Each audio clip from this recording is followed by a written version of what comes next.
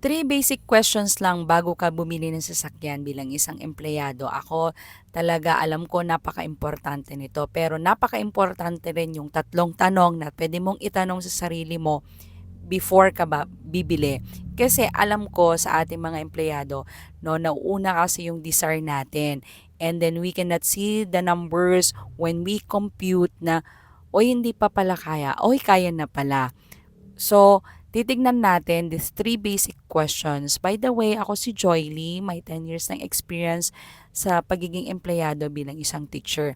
So, number one question, no, na pwede mong tanungin sa sarili mo is that, how much is the car na gusto mo?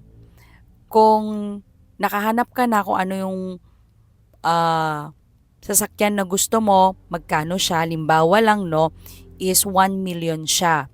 So be it, given na, kasi pag tayo na trap sa ganito na hindi natin alam computein o magkano yung gusto natin, is magiging cycle na lang ang buhay natin. We gonna earn, we gonna spend, uh, again, we gonna work, we gonna spend, and then we stuck for 5 years, 10 years na magkakaroon ka ng sasakyan, tapos parang magtatanong ka ng sa sarili mo na, uy, anong nangyari? 'Di ba?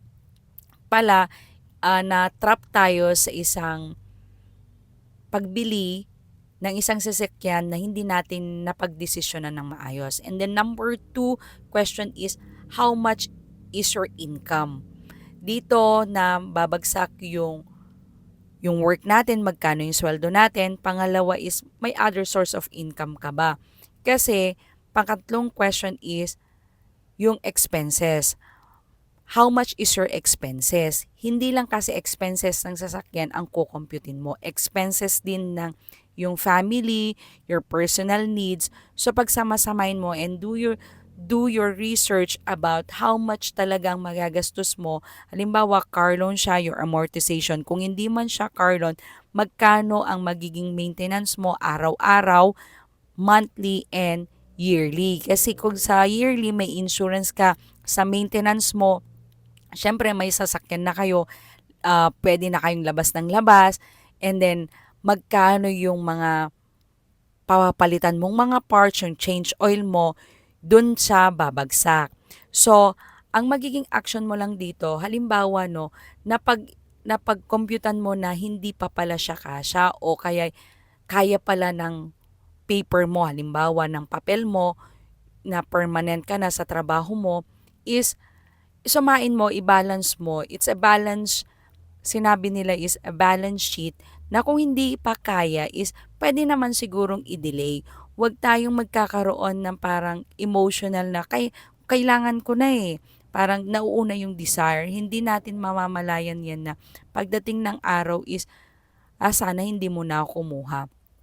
Delay or how much you will save dun sa gusto mong sasakyan na kukunin.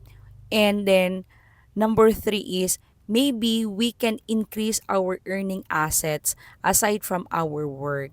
So, these three questions is, parang magkakaroon ka ba ng reality check lang na hindi lang yung desire, we need to see if kaya ba ng ating kakayahan or kaya ba ng ating income dun sa pagkuha.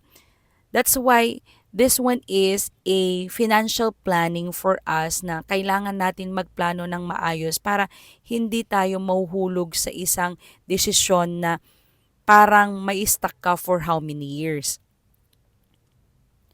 I do believe, naniniwala ako na money is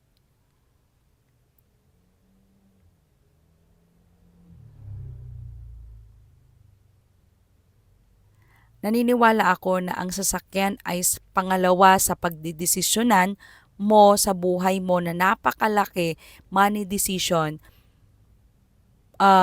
next into susunod yan sa pagdedesisyon mo sa pagkuha ng bahay. So, yun lang.